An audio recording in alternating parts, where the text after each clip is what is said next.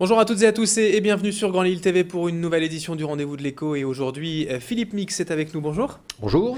Vous êtes le président du comité organisateur des 3 jours gourmands que l'on retrouvera prochainement les 9, 10 et 11 novembre au Pasino de Saint-Amand. On va parler avec vous de ce salon, de ces 3 jours gourmands. Déjà, rappelez-nous un petit peu en 2 mots le concept, l'idée. Alors le concept, c'est un salon qui réunit des producteurs, une soixantaine de producteurs.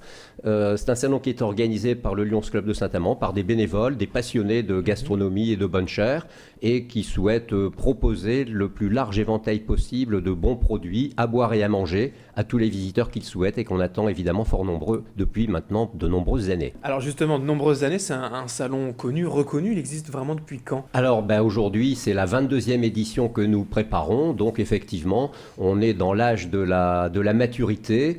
Et Saint-Amand est devenu à coup sûr l'une des capitales de la gastronomie de la région et même d'un peu au-delà, puisque les visiteurs viennent vraiment de loin nous rencontrer pendant ce week-end. Alors finalement, l'objectif principal pour vous en tant qu'organisateur de ces 3 jours gourmands, c'est quoi ? C'est de faire découvrir la gastronomie simplement ? Oui, complètement. C'est de faire découvrir la gastronomie, de faire découvrir des produits authentiques et surtout d'accueillir des producteurs, des artisans, qu'ils soient vignerons, producteurs de foie gras ou boulangers, qui viennent faire partager leur passion, leur savoir-faire, leur métier.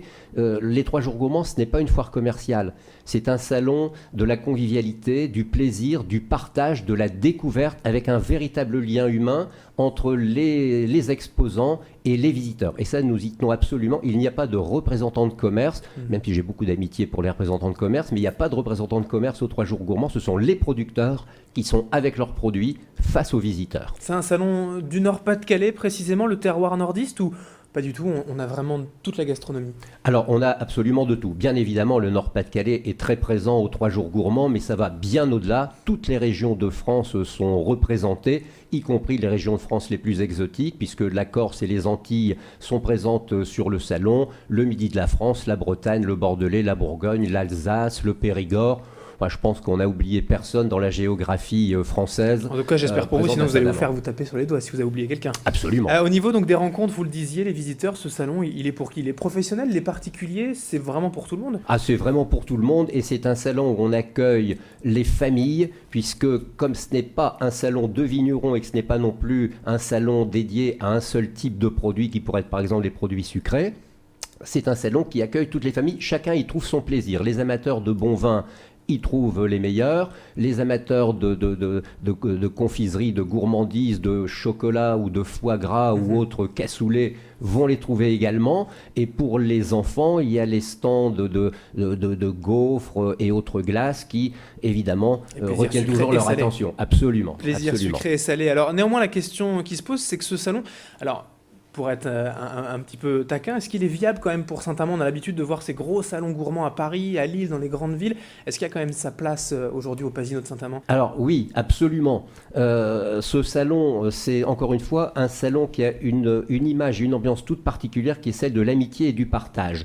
Et nous réussissons parfaitement dans un volume qui est le nôtre, avec une soixantaine d'exposants, et nous ne souhaitons pas en accueillir plus, même si la demande est importante, parce que nous perdrions notre âme en devenant trop grands. Et c'est quelquefois le reproche qu'on peut faire à d'autres salons ou d'autres foires. Le gigantisme nuit forcément à la proximité du lien entre les gens. Et ça, nous nous y refusons, et c'est sûrement l'une des clés de notre succès, puisque ça fait 22 ans que ça dure, et que ça marche bien. Le partage, j'imagine que c'est un mot également très important pour vous, puisque ce salon, il a un but pas lucratif, il a un but humanitaire aussi. Alors complètement. Je rappelle que le Lions Club, ce sont des bénévoles, que c'est une association à but non lucratif, mais que ce salon génère bien évidemment, on ne va pas dire des bénéfices, mais des excédents, et que les sommes que nous gagnons à l'occasion de ce salon sont réinvesties prioritairement à l'hôpital pédiatrique de Dapaong, au Togo, qui est un centre qui a été créé par les sœurs Augustines de Saint-Amand-les-Eaux, qui est toujours dirigé par elles, et que nous aidons très très fortement depuis de nombreuses années. Il faut savoir que sur les 5 ou 6 dernières années, c'est plus de 150 000 € que nous avons laissés là-bas pour édifier des bâtiments, aider à la mise en place de bassins de spiruline, aider à la vie de toute une population, de toute une région. Et je dois dire qu'un salon de la gourmandise qui a comme but final d'aider ceux qui manquent de tout, me semble être effectivement Oui, c'est ça, extrêmement la gourmandise, intéressant. c'est un peu l'abondance aussi dans le monde occidental, et finalement... Oui, mais c'est aussi, je dirais, c'est aussi de la culture, c'est aussi, je dirais, un élément de rapprochement entre les gens et que ensemble on partage les plaisirs de la table et que en même temps on fasse indirectement profiter ceux qui manquent de tout de notre aide.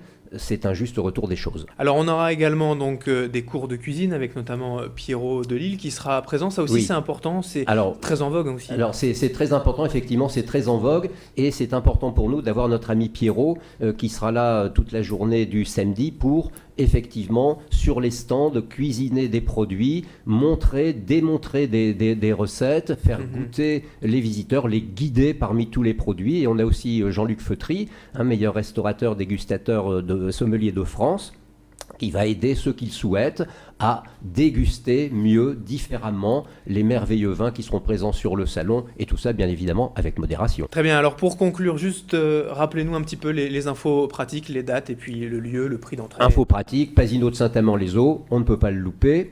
Les dates, vendredi 9, nocturne jusqu'à 22h, samedi 10 et dimanche 11, toute la journée. Le prix d'entrée, modique, 4 €, gratuit pour les enfants de moins de 10 ans. Et encore une fois, ce prix d'entrée va à la destination que j'indiquais tout à l'heure. C'est pour la bonne cause. Merci Philippe Mix d'avoir été avec nous. Je rappelle donc que Merci. vous êtes le président du comité organisateur des 3 jours gourmands. C'est au Pasino de Saint-Amand. Merci d'avoir été là. Merci. Et merci à vous de nous avoir suivis pour ce rendez-vous de l'écho. Dans un instant, l'info continue sur Grand Lille TV.